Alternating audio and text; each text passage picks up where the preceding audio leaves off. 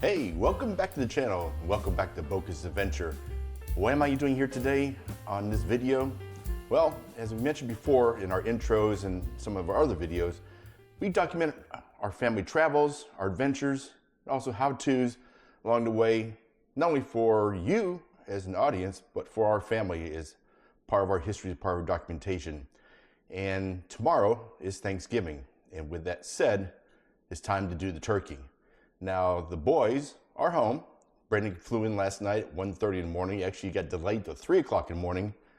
Lucky for us, his twin brother, went and picked him up at 3 o'clock in the morning. So Debbie and I did not have to get out of bed to go get him. So thumbs up to that. Now, with that said, they've helped in the past with the turkey, which is tomorrow, but the preparation starts today. So that's what I'm here to document, not only for you, it maybe help you out cook your turkey, especially if you have a pellet grill, but also for our family documentation so they have it forever as long as it stays on YouTube. So let's get to it. Thanksgiving is about family coming together in fellowship and eating a lot of different types of foods. And one thing that's very popular, of course, is turkey. A lot of different ways to do that. Coming from Florida, for example, in the South, I started frying turkeys over 35 years ago, close to probably 40 years ago. So it's something we did a long time ago. Did a long time, but as you know, there's a lot of oil you have to buy, especially now the price of oil, a lot of cleanup. It does make a tremendous bird that our family prefers over a traditional baked turkey and stuff, but it does take a lot of oil, a lot of preparation, and a lot of cleanup. So many years ago, we switched over to smoking our turkeys or doing them on the grill, two different ways. Kind of alternated. We put it on the Weber grill, on a rotisserie, pans underneath that, keep basting it. The same thing doing in the oven, but you get that crispness with especially using the infrared sear feature on our Weber gas grill. So then put in a rotisserie, let that spin, sort of like you see a rotisserie chicken at the supermarket. However, just doing a turkey on a larger scale. But the family really fell in love with Spatchcock Turkey, where we split it open, put it on the pellet grill, smoke it, make sure it's seasoned correctly. It comes out tremendously juicy, cuts the cook time tremendously, which is important, and turns out a beautiful looking bird. So that's what I'm doing today. So what we got here? First thing is the bird. Big family. Going over to brother-in-law's, sister-in-law's house. We have a 23-pound bird. Hopefully that's enough, but you know, lucky for us, our family's a type. With Dave and Donna, we have ham, we have turkey, we have pierogies, we have everything you can think of, not just turkey. So this is one of the dishes, but we want to make sure this is ready to go and on the pit in time for dinner tomorrow. So what you need for prep. Now for us, especially myself, and I've taught the kids the same thing, one of the secrets to a juicy bird is brining. And in the past, I made my own brines.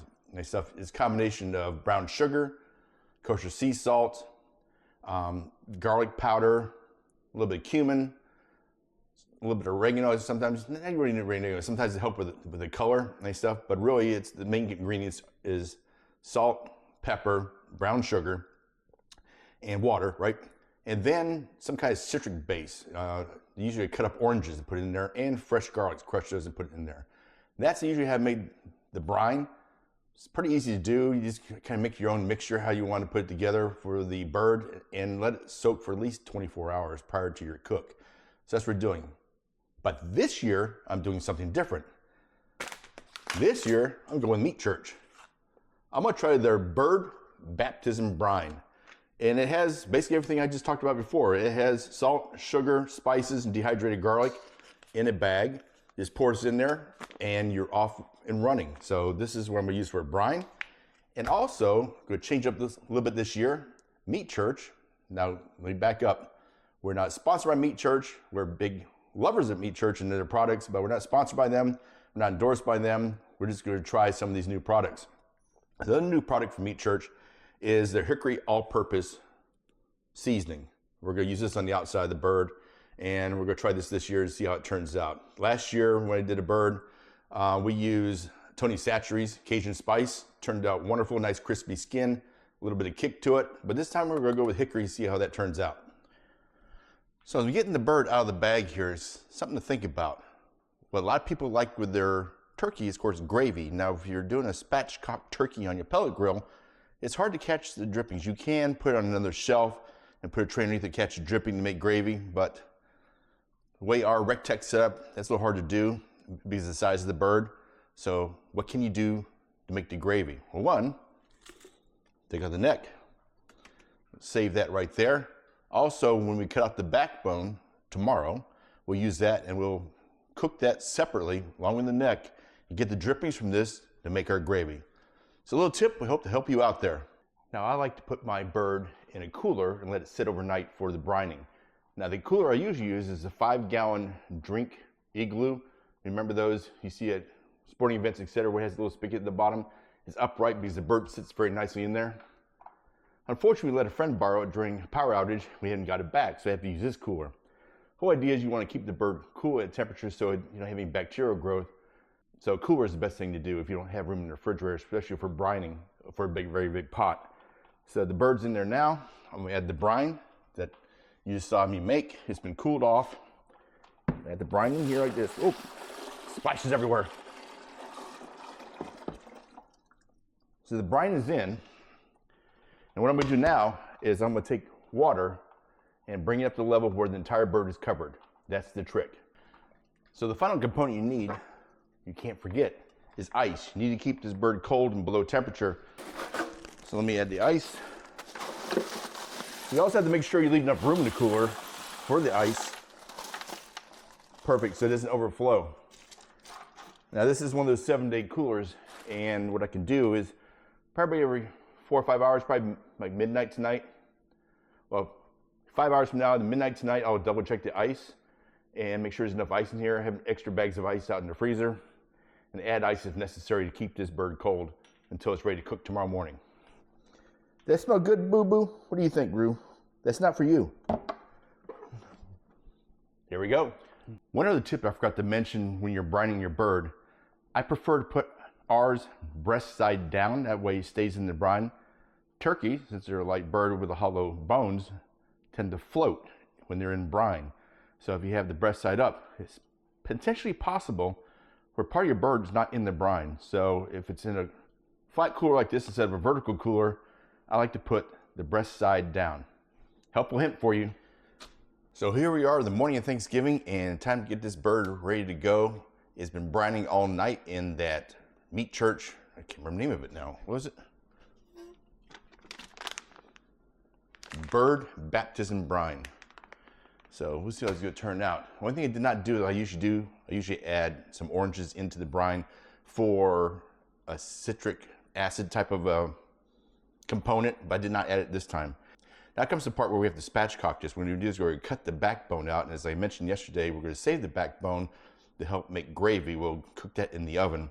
But waiting on the boys to wake up to come help spatchcock this thing and get it prepped. So see if we can get them downstairs. Now while we're waiting for the boys to come on downstairs to help spatchcock this turkey and prep it for the pit, I'm just going all commercial this year, not making my own brine, not making my own rubs, not doing anything. Trying something I saw online from Meat Church. So as I mentioned earlier, we're using the bird baptism brine to get the turkey ready to go as far as moisture. Let that brine soak in there, give it some flavor. For seasoning, we're going with the hickory all-purpose rub, brand new from Meat Church this year. Again, we're not sponsored or not even endorsed by Meat Church, but we really like their product, so we give this a try. Going to inject Tony Satri's, this is Creole style butter. And so this always goes well, so I don't have to make my own injection. I'm gonna inject with this, use the Meat Church bird baptism brine. Now binders, do you bind or not? No, when you do pork or something like that, I usually use a binder like mustard. And I've used olive oil, I've done other things to try to get the skin crispy, give it some color. Something I'm gonna try new this year is using mayo, using some Duke's mayonnaise right here. We're gonna put this on the bird, then add the rub, and stuff, and throw it in the pit at 275 and see how it turns out. Okay, the boys made it down as you can see, and now it's time to spatchcock this puppy right here. What we're gonna do is we're gonna follow the backbone on both sides, remove the backbone, and go from there. Now, Dylan, you've done this before. Brendan, you have not done this before. So this is something to definitely behold, so to speak. Well, I guess you should do it then. No, I shouldn't do it. Let's get this going here. So, You want to end up with a good turkey. Oh, he couldn't sing. it does take a good pair of shears to get this through there. A good pair of muscles. That too. And gymnasts, they should be able to handle this. All right. If not, it might have a little more strength than with the Arizona State, but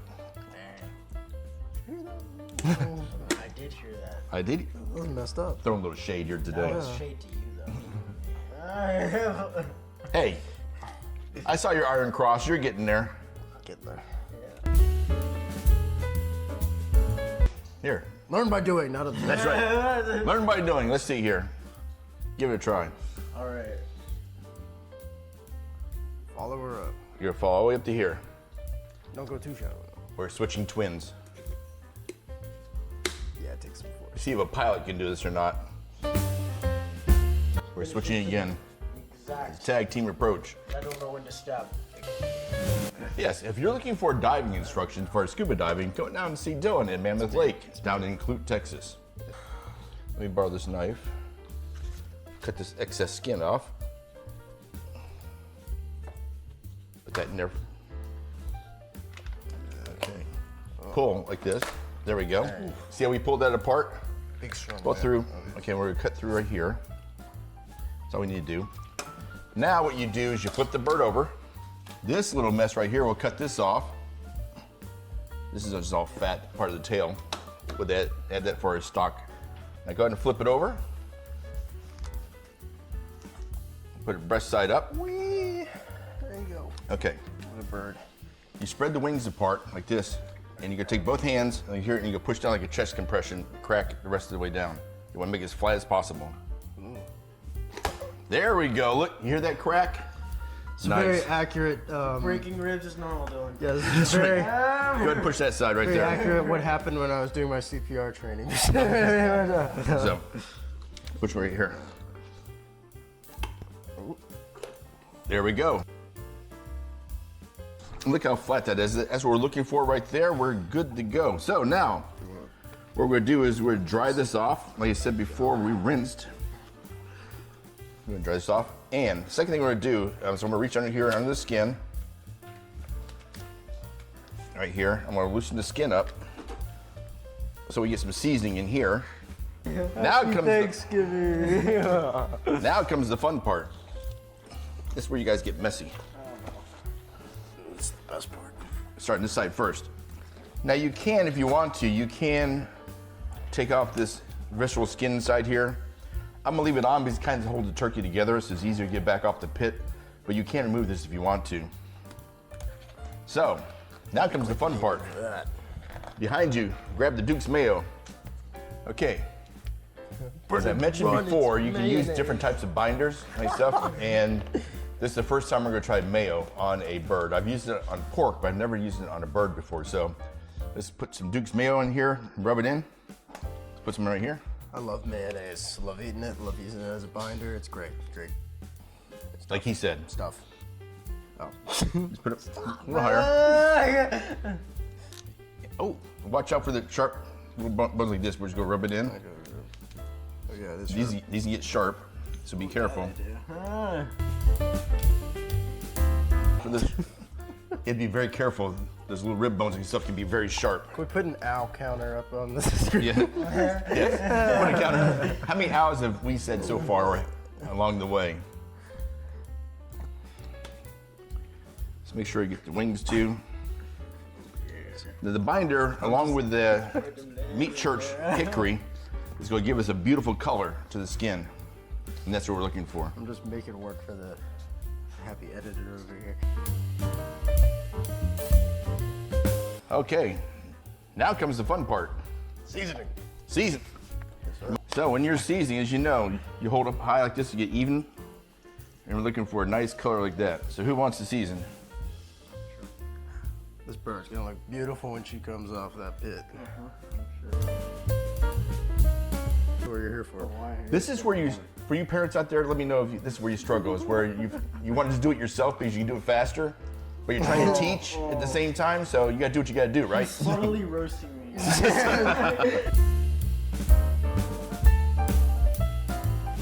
By the way, who likes turkey wings? A lot of times you seem like they're always left on the pan or the plate at the end of the meal. Leg is the only way to go. That is another question for everybody. with her. Is the wing white meat or dark meat?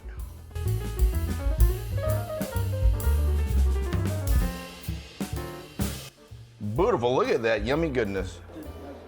Rue's out here to help. Let's get this puppy on the pit. Smoke.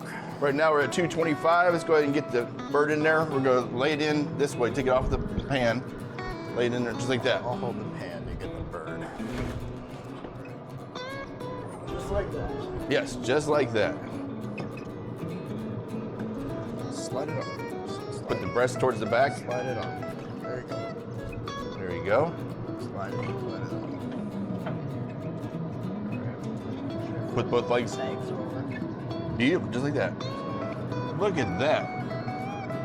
That is looking yummy. So now the fight over is who's going to inject the bird. So we're going to start. Yes, we're going to start with the breast right here. We'll do breast like 2 different places. Work your way down to the legs, the thighs. You'll see it puff up. I'll show you. Alright. You're going to inject into the meat. There you go. Give it a squirt. You'll see the skin pop up.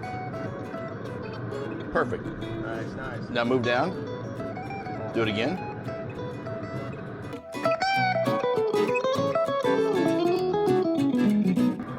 Beautiful. Gonna close the lid. We are rolling right now at 225. We're gonna roll this up to 275. By the way, the great part about a RecTech, I can do this also from my phone. I'm not gonna put the probe in, but we're looking for internal temperature 165, and we are good to go. Now we're still rolling here at 275. What I like to do is every 45 minutes to an hour, I like to baste the turkey with some butter. We're looking for that nice golden looking skin. Look at that bird right there. Take some melted butter.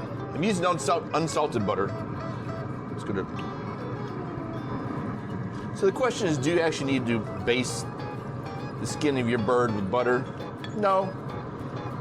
But if you're looking for that nice presentation, it does wonders.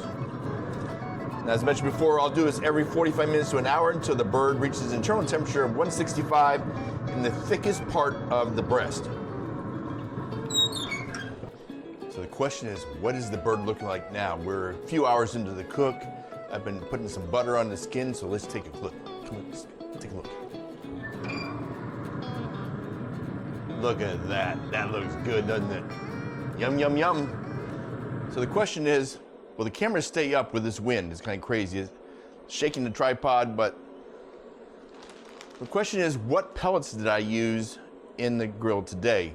This time I'm trying something new. This is Bear Mountain. Again, we're not sponsored by Bear Mountain. We're not sponsored by RecTech either, but if RecTech would like to sponsor us, or Bear Mountain, we'll take it. But Bear Mountain pellets is something I use a lot of. And I'm trying a new Southern blend. This is from Girl Gone Grilling. She has a channel on YouTube. She's actually someone here locally here in Texas. She has a new signature blend that's available at Academy here in Texas. Might be available at other places in the United States. From Bear Mountain, it is a savory blend that's good for all types of meats, including vegetables. You always want to use a good quality pellet when you're smoking on a pellet grill to give you the constant cook you're looking for with minimum amount of ash, and Bear Mountain's one that we've always done extremely well with. It is that time. It's time to pull the bird off the pit and stuff and get into this pan right here. And the good part about it is that we have time, even though we're behind in our cook schedule right now, because to be fair, the boys took a little while to get up this morning, get them downstairs to prep the bird, and it's taking a little longer because guess what? I ran out of pellets. I didn't want to totally fill the hopper up and stuff and thought I was good to go, wasn't paying attention. Noticed on my phone that the temperature dropped. I'm like, oh crud, ran out of pellets. So I had to put more pellets in here, get it reignited again, get the temperature back up. So threw the cook off just a little bit, but the bird's at temperature now. We're gonna get this in the pan. And the great part about it is, as you know, anytime you smoke something, you go low and slow, you need to let the meat rest. Allow the juices to absorb back into the tissue and stuff, and give yourself a juicy bird, whether it be a brisket, ribs, or especially a turkey like this.